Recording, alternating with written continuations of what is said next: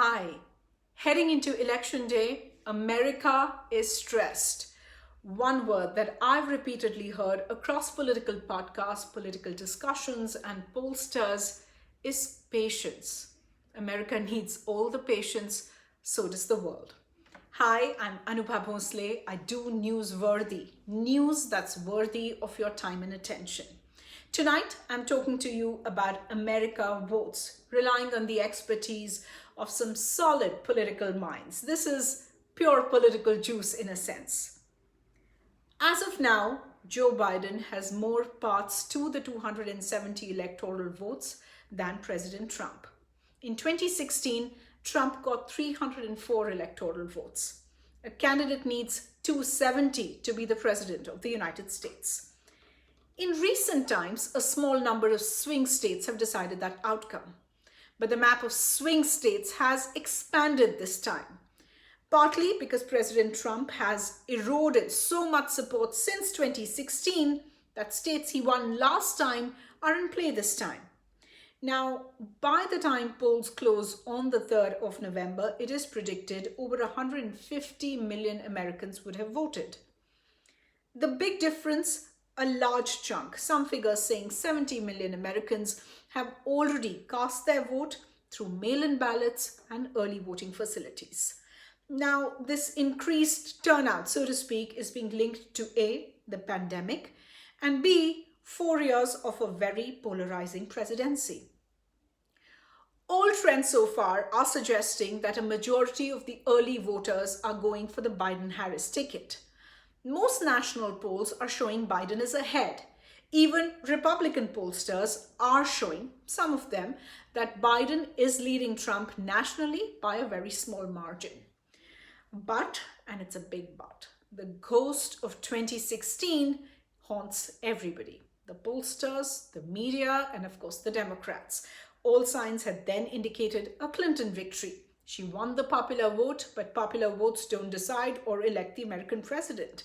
Now, another likely scenario is complete confusion on the 3rd of November.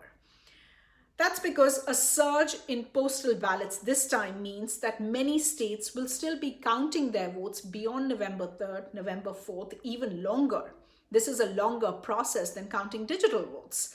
Many states have laws that prevent officials from starting the count before election day. This delays reporting, and this means that results available on the night of November 3rd, based on the counting of only in-person ballots, are likely to be substantially different from the final count. To add to this, President Trump and Vice President Mike Pence have repeatedly dismissed early voting and postal ballots, calling them unfair, spreading fear about voter fraud and misinformation in a sense about the credibility of postal ballots. Some would say, in a sense, priming his supporters to reject election results should he lose.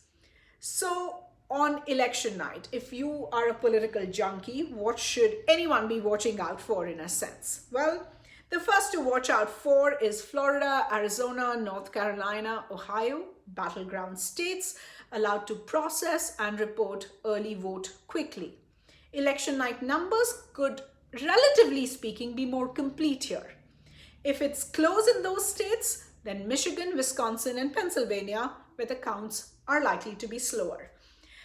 We've looked at a whole host of trackers, 538, Real Clear Politics, as well as heard my go-to for all things America, Jessica Yellen. Trump is virtually assured, some would say, of winning 163 electoral votes from the solidly Republican states that voted for him last time. Biden could get 260 or so, including 2 swing states that Trump won last time, Michigan and Wisconsin. But Trump can afford to lose those 2 states and still win.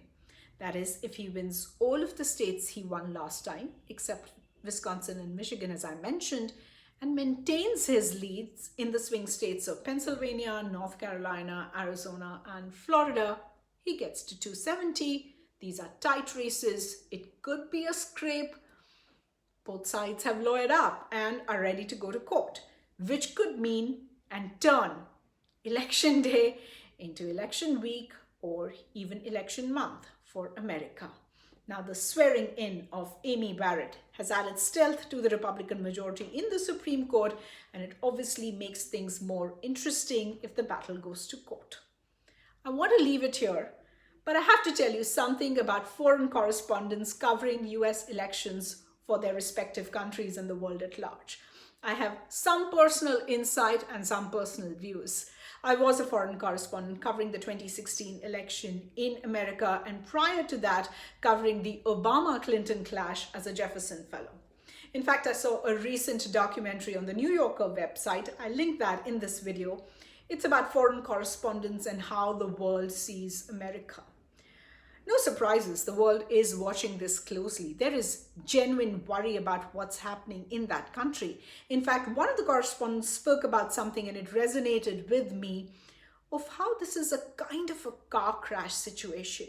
You don't really want to watch, but you have to because it's so outlandish and so insane. If what is happening in America was happening in any other part of the world, the way foreign correspondents would be describing it would be so different. I know, and I've discussed this with a whole host of my colleagues, there are all sorts of stereotypes that are often used for the global south that would apply to America in this case and the last few months. In fact, in that documentary, another correspondent spoke about how he often wondered whether he was covering an election in the United States or whether almost reporting on a failed state. Now, everyone is gearing up for the election results. American newsrooms, especially in 2016, while I was there, were a sight to see on election night. This time, they're preparing for every possible scenario. In fact, I read about a quote where I think a journalist said the entire country is awaiting a biopsy result. It feels. The American Psychological Association, I believe, has said that 70% of adults are identifying this looming election and the result as a significant source of stress.